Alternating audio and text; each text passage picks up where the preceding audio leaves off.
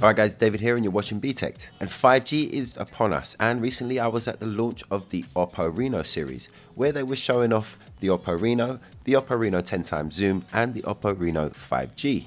All three handsets were on display here and they're very good looking devices.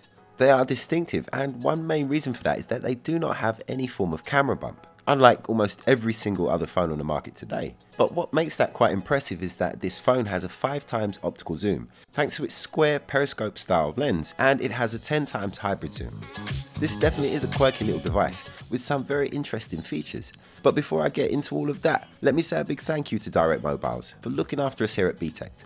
They have over 24 years of award-winning customer service, and they now have comparison tools to make sure that you're going to get the best possible deal. Check down in the video description below for a link, or search directmobiles.co.uk. The Reno series starts from £499 for the regular and £699 for the 10x zoom. And you can pick up the Reno 5G with a data plan for about £63 a month for 30 gigs. So what's quirky and interesting about this one? Well, apart from that square and bumpless rear camera, the Reno also has this shark fin style, or what they call pivot rising front camera.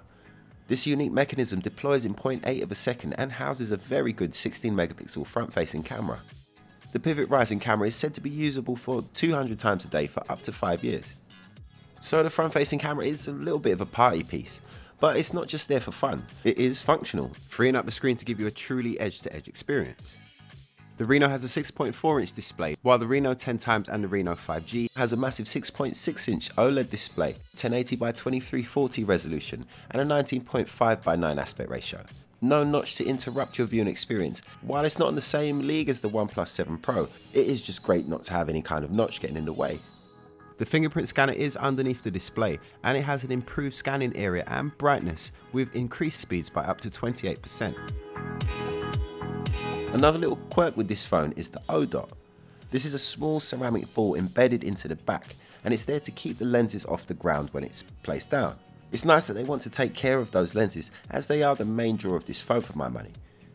The triple lens system runs a 48 megapixel Sony IMX586 sensor with an f1.7 lens, as well as a 13 megapixel periscope style 5x optical zoom, 10x hybrid zoom, dual IOS, plus an 8 megapixel ultra wide angle camera. 4K video at 60 frames per second is here, and it uses optical image stabilization to keep everything smooth. Audio focus records the sound from 360 degrees with multiple microphones dotted around the device, and Oppo claim that this phone is a movie theatre on the go. The standard Reno uses a Snapdragon 710 processor, which is a very good mid-range processor, whilst the 10x and the 5G will have the Snapdragon 855 with 8 gigs of RAM and 256 gigs of UFS 2.1 storage. Overall, I think it's a very nice looking device. It's great that there's no camera bump here, even if that does mean that the device is a little bit on the thick side. It does have some very interesting design touches, such as the O dot and the pivot rising front camera. Although they might seem a little bit gimmicky, they are actually functional, giving this phone a bit of character. But it also has plenty of power and a very interesting camera setup. 5G will be in 7 cities to start: London, Glasgow, Manchester, Liverpool, Birmingham, Cardiff and Bristol, with over 50 cities being included by 2020. And there is a selection of 5G handsets available right now, including the Samsung Galaxy S10 5G, the OnePlus 7 Pro 5G, and of course the Reno 5G. I had a great time at the Reno launch event, and I was really impressed with their phone. It's one for those people who like to be a little bit different. And it's very well equipped and it looks great. Look out for a full review that will be coming very soon. But anyway, that's it from me. If you enjoyed this video, then hit the subscribe button, double tap notifications and smash the like button. I've got lots more tech reviews and comparisons on the way. You can also follow me on Facebook, Instagram and Twitter. It's at Btekt. Or add me on Snapchat at david.btekt. Thanks for watching. My name's David and this is Btekt.